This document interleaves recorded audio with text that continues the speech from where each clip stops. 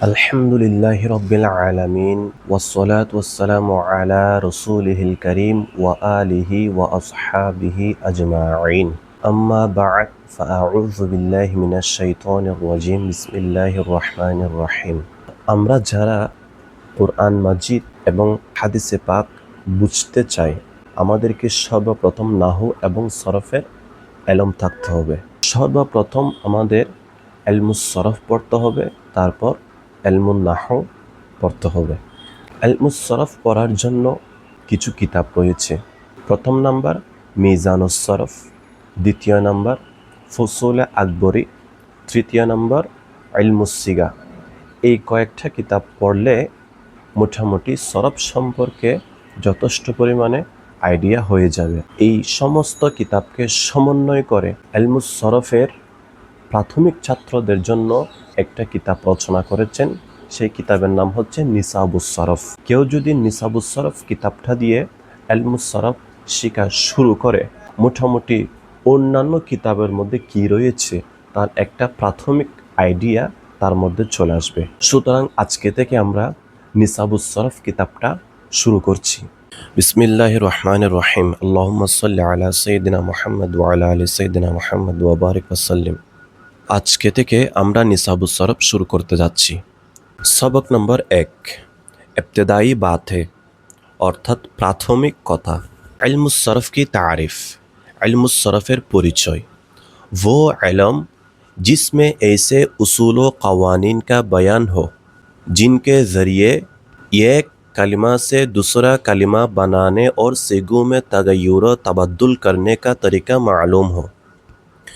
অর্থাৎ वो इल्म ওই इल्म जिसमें যার মধ্যে ऐसे उसूल व क़वानीन এবং নিয়ম কানুন কা বয়ান हो এর বর্ণনা করা হয়, जिनके ज़रिए যেগুলোর মাধ্যমে এক কালিমা সে দুসরা কালিমা, এক শব্দ থেকে অন্য শব্দ, বানানে বানানোর, और সিগোं में तगय्युर व तबद्दुल करने का तरीका আর সিগার মধ্যে পরিবর্তন করার পদ্ধতি মালুম হো জানা যায়।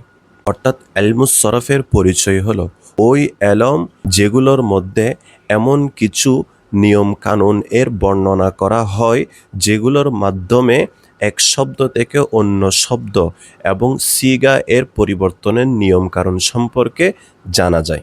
মৌজু तथा आलोच्य विषय। इल्मुस सरफ का मौजू सीगा के एतबार से कलिमा है। इल्मुस सरफेर आलोच्य विषय हलो सीगार विवेचनाय कलिमा, यानी कलिमा में आने वाले हुरूफ और उनकी हरकत व सकानात पर ख़ास बहस की जाती है। अर्थात कलिमार मध्य आशा हरफ एवं हरकत एवं साकिन समूहर ऊपर विशेष करे आलोचना करा হয়। এখানে একটা প্রশ্ন আসতে পারে, সেটা হচ্ছে এলমে নাহুর মধ্যে এলমে নাহুর আলোচ্য বিষয় হচ্ছে কালিমা ও কালাম, সেখানেও কালিমা আছে, আবার এলমুস সরফের আলোচ্য বিষয়ও কালিমা। এখন দুই কালিমার মধ্যে পার্থক্য কী? এই জন্য এখানে সুন্দরভাবে বলে দেওয়া হয়েছে যে এলমুস সরফের যে কালিমা সেটা হচ্ছে সিগার বিবেচনায়। যেমন আমি যদি একটা উদাহরণ দিই, এখানে রয়েছে যা আ ওমারু। এখানে যা আ একটি শব্দ বা কালিমা, উমারু আরেকটি কালিমা। এলমে নাহুতে কালিমার বাক্যগত অবস্থা নিয়ে আলোচনা করা হয়। অর্থাৎ একটি কালিমা যখন বাক্যে ব্যবহৃত হয় তখন তার শেষ হরফের অবস্থা কি হবে এবং অন্য শব্দের সাথে তার সম্পর্ক কেমন হবে তা এখানে শেখানো হয়। যেমন যা আ ওমারু, এখানে ওমারুতে পেশকানো হলো, এটা এলমে নাহুর আলোচ্য বিষয়। আর এলমুস সরফে কালিমার গঠন নিয়ে আলোচনা করা হয়, অর্থাৎ একটি শব্দ কিভাবে তৈরি হয়, তার মূল অক্ষর কি, সেটিতে কী ধরনের পরিবর্তন বা রূপান্তর ঘটে, এখানে তা শেখানো হয়। যেমন যা আ, এটি কোন সিগা, এটির মাজদার কি, মাদ্দা কি, কোন ভাবের মাজদার, অর্থ কী হবে, এই বিষয়গুলোই এলমুস সরফে শেখানো হয়। এবার আসি গর্জ গায়াত, অর্থাৎ উদ্দেশ্য। इल्मुस सरफेर उद्देश्य की। इल्मुस सरफेर उद्देश्य हलो सीगों को बनाने और उनमें होने वाली तब्दीली को जानना। सीगा बनानो और उनमें होने वाली तब्दीली को जानना এবং সেই সিগাগুলোর মধ্যে হওয়া পরিবর্তনগুলোকে জানা। खा वो तब्दीली ज़ियादती हरूफ से हो या हज़्व हरूफ वगैरहा से। हाँ, সেই পরিবর্তনগুলো অতিরিক্ত হরফ দিয়ে হোক অথবা হরফকে হজব করার মাধ্যমে, বিলুপ্ত করার মাধ্যমে বা অন্যান্যভাবে হোক। এক কথায় সিগাকে বানানো এবং ওই সিগার মধ্যে হওয়া পরিবর্তনগুলো সম্পর্কে জানাই ইলমুস সরফের উদ্দেশ্য। वजह तस्मिया इल्मुस सरफ़ के सरफ़ नामकरण करार कारण। इल्मुस सरफ़ का सरफ़ कहने की वजह यह है कि इसका लगवी माना प्रेरणा है। इल्मुस सरफ़ के सरफ़ बोलार कारण एटी जे तार लगवी माना तार शाब्दिक अर्थ होच्छे प्रेरणा। प्रेरणा माने होच्छे फेरानो। और इस इल्म में चूँकि एक कलमा को पेर कर उसकी मुख्तलिफ सूरती बनाने के तरीक़े बयान किए जाते हैं, इसलिए इस इल्म का इल्मुस सरफ़ कहते हैं। আর এই এলমের মধ্যে যেহেতু এক কালিমাকে ফিরিয়ে उसके मुख्तलिफ सूरते तार ভিন্ন আকৃতি বানানোর तरीक़े बयान किए जाते हैं, পদ্ধতি বর্ণনা করা হয়, इसलिए इसको इल्मुस सरफ़ कहते हैं। সেই জন্য এই এলমকে ইলমুস সরফ বলা হয়। সুতরাং সরফ শব্দের অর্থ হচ্ছে ঘোরানো, ফেরানো বা রূপান্তর করা। তো যেহেতু এই এলমের মধ্যে একটি শব্দকে ঘুরিয়ে অন্য শব্দ বানানো হয়, একটি শব্দকে ফিরিয়ে অন্য শব্দ বানানো হয়, সেহেতু ঘোরানো ফেরানো হয়, একটি শব্দকে অন্য শব্দ ঘোরানো হয়, ফেরানো হয়, রূপান্তর করা হয়, সেজন্য এই এলমের নাম ইলমুস সরফ রাখা হয়েছে। ইলমুস সরফ কি সামারা, অর্থাৎ ইলমুস সরফের ফলাফল। ইলমুস সরফ শিখলে আমাদের কী লাভ হবে, শিখে কি করতে পারবো আমরা? বলা হচ্ছে আরবি কালিমাত और लुगत को समझने की ऐसी सलाहियत का पैदा होना जो कुरान मजीद और अहादीस करीमा को समझने में मुआवन व मददगार होती है। অর্থাৎ ইলমুস সরফের ফলাফল হলো ইলমুস সরফ শেখার পরে আমরা যে জিনিসটা জানবো সেটা হচ্ছে আরবি কালিমাত, আরবি শব্দসমূহ और लुगत को समझने की আর ভাষাকে বুঝার ऐसी सलाहियत का पैदा होना এমন যোগ্যতা অর্জন হওয়া जो कुरान मजीद ও अहादीस करीमा को যা कुरान मजीद এবং হাদিসে নববী শরীফ समझने में মুআওয়ান ও মদদগার হতি হে, বোঝার ক্ষেত্রে সাহায্যকারী ও সহায়ক হয়। অর্থাৎ ইলমুস সরফ শেখার পরে ফলাফল এটা হবে যে ইলমুস সরফের শেখার কারণে আরবি শব্দ এবং ভাষাসমূহ বোঝার এমন যোগ্যতা অর্জন হয়ে যাবে যে কুরআন মাজিদ এবং হাদিস শরীফ বোঝার ক্ষেত্রে সেটা সহায়ক এবং সাহায্যকারী হবে। এখন আসে ইলমুস সরফ কি ফজিলত। इल्मुस सरफ़ेर फ़ज़ीलत। चूँकि इल्मुस सरफ़ के ज़रिए कुरान मजीद और हदीस नबविया को समझने में मदद मिलती है, इस वजह से इसको शर्फ़ व फ़ज़ीलत हासिल है। इल्मुस सरफ़ेर फ़ज़ीलत हलो जेहेतु इल्मुस सरफ़ এর মাধ্যমে কুরআন মাজিদ এবং হাদিস নববী বোঝার ক্ষেত্রে সহায়ক হয়, সেজন্য ইলমুস সরফকে সম্মান ও ফজিলত দেওয়া হয়েছে। मर्तबाए इल्मुस सरफ़, इल्मुस सरफ़ेर मर्यादा व स्थान। इल्मुस सरफ़ उमूमन इल्मुन नाहू से पहले पढ़ाया जाता है। इल्मुस सरफ़ সাধারণত ইলমে নাহুর আগে পড়ানো হয়। চूँकि इल्मुस सरफ़ में कालिमा की साखत, যেহেতু ইলমুস সরফের মধ্যে কালিমার গঠন और सीगो बनाना এবং সিগা বানানো और उनमें तब्दीली का तरीका এবং সেই সিগাগুলোর মধ্যে পরিবর্তন হওয়ার পদ্ধতি और साखत में तब्दीली के सबब माना में तब्दीली को এবং গঠনের মধ্যে পরিবর্তন হওয়ার কারণে অর্থের পরিবর্তনকে বয়ান किया जाता है, বর্ণনা করা হয়। আর ইলমে নাহু में हासिल शुदा কালিমা पर আর ইলমে নাহুর মধ্যে সেই অর্জিত শব্দের উপর দুরুস্ত এরাব লাগানা শেখায়া जाता है, সঠিক এরাব লাগানো শেখানো হয়। और जाहिर है আর প্রকাশ থাকে যে के एराब से पहले एराबेर शुरूते कलिमा का होना ज़रूरी है, शब्द हवा ज़रूरी। जैसा कि मशहूर है जेमनटी प्रसिद्ध अस्सर्फ़ु उम्मुल उलूमी व नहवु अबूहा। अस्सर्फ़ु उम्मुल उलूमी सरफ हरा समस्त एलमेर मा व नहवु अबूहा আর নাহু হলো তার বাবা। এখানে একটা বিষয় মনে রাখতে হবে, সেটা হচ্ছে আসরফু উম্মুল উলুমি ওয়ান নাহওয়ু আবুহা, এই উক্তিটি প্রচলিত হয়েছে আজ থেকে 100 বা 200 বছর আগে, অর্থাৎ এলমুস সরফকে আলাদা এবং এলমুন নাহওকে আলাদা করে। কিন্তু আগের যুগে নাহু এবং সরফ একসাথে ছিল, নাহু থেকে সরফ পৃথক ছিল না। সেজন্যই যারা এলমে নাহুর ইমাম ছিলেন তাদেরকে ইমামুন নাহু বলা হয়। তার মানে এমন নয় যে তারা নাহু জানতেন সরফ জানতেন না, এমন নয়, বরং সরফ নাহুর ভেতর অন্তর্ভুক্ত ছিল। পরবর্তীতে এসে সরফ এবং নাহুকে আলাদা করা হয়েছে। তো ইমাম শাফি রহমতুল্লাহের একটা কথা রয়েছে, যেমান তাবাহারা ফি ইলমিন নাহভি ফাহতাদা ইলা সাইরিল উলুম, অর্থাৎ যে ব্যক্তি এলমুন নাহুতে অভিজ্ঞ হলো সে দুনিয়ার সমস্ত এলমের প্রতি পথ পেয়ে গেল।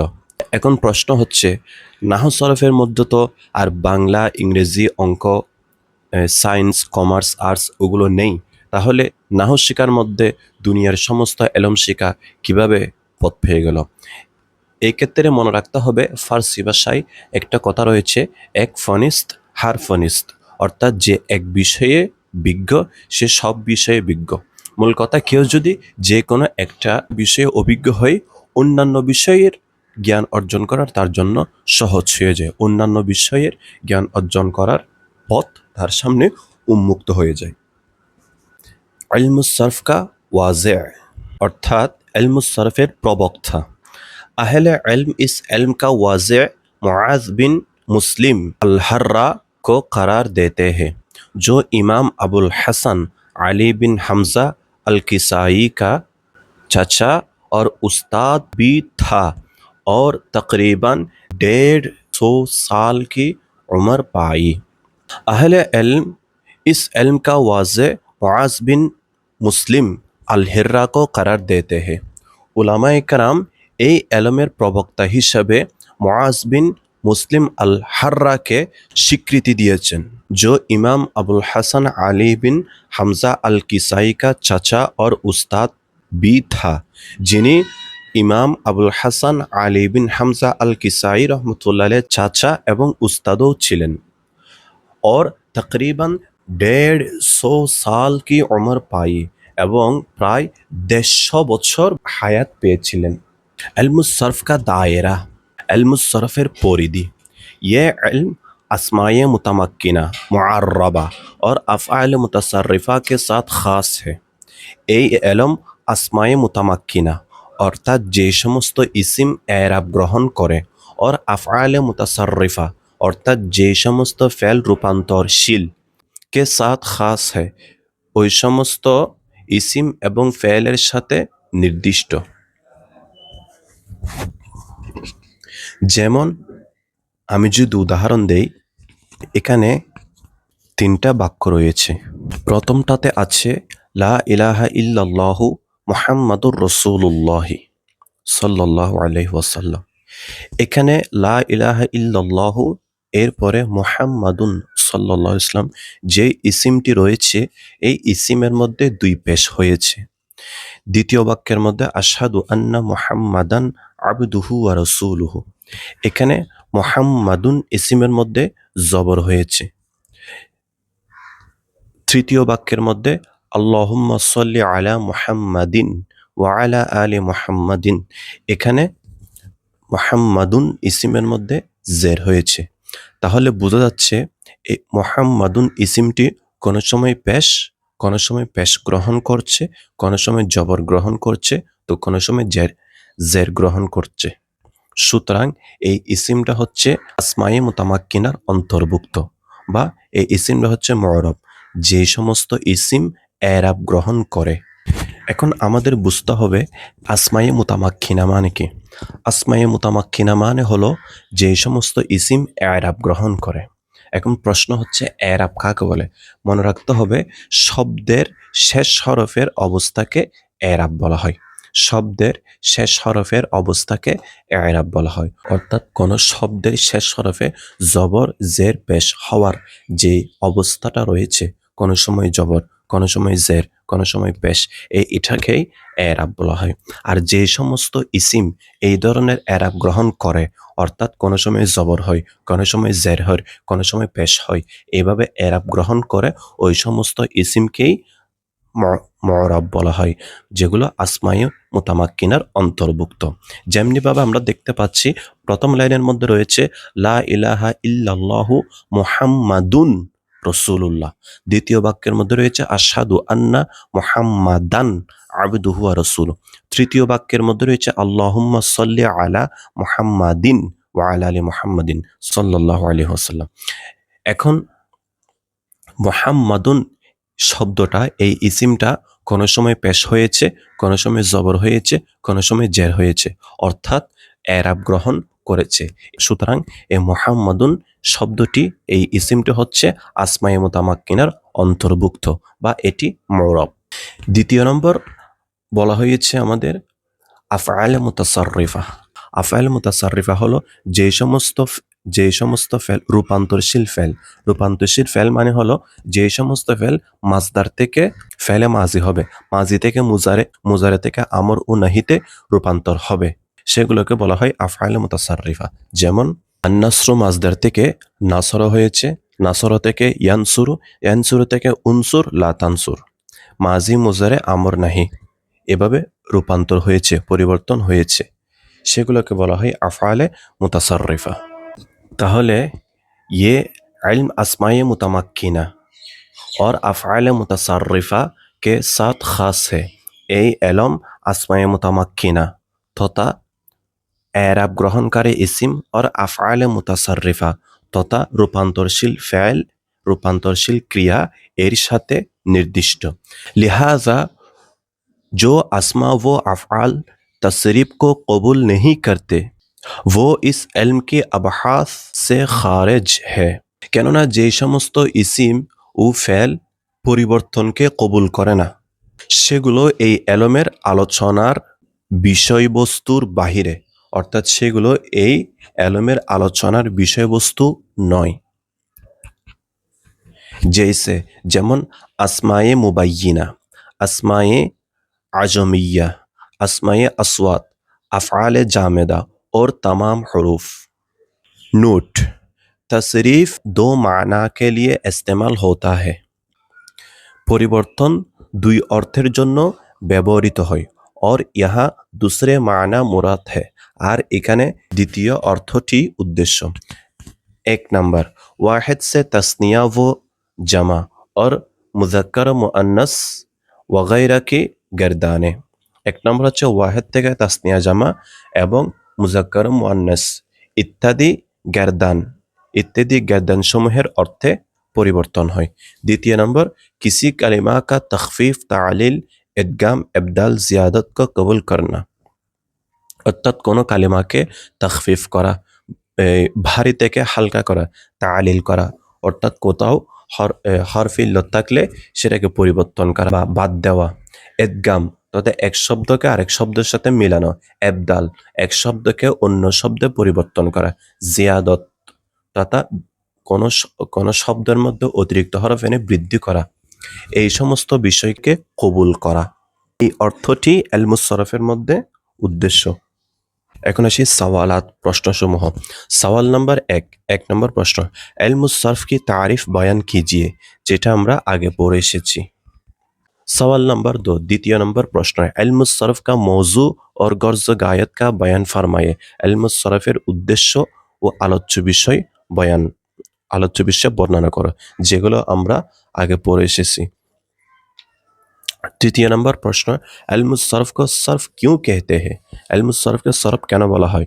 सवाल नंबर 4, इल्मुस सरफ के कायदा कौन से कलिमात पर जारी होते हैं।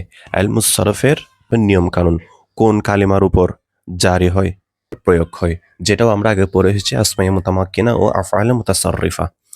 सवाल नंबर 5 নম্বর প্রশ্ন, तसरीफ के कितने मानी है, পরিবর্তনের রূপান্তরের কয়টি অর্থ, और আসমা ও আফআল में कौन से माना मुराद होते हैं, ইসম এবং ফেলের মধ্যে কোন অর্থটি উদ্দেশ্য, যেটাও আমরা কিছুক্ষণ আগেই পড়ে এসেছি।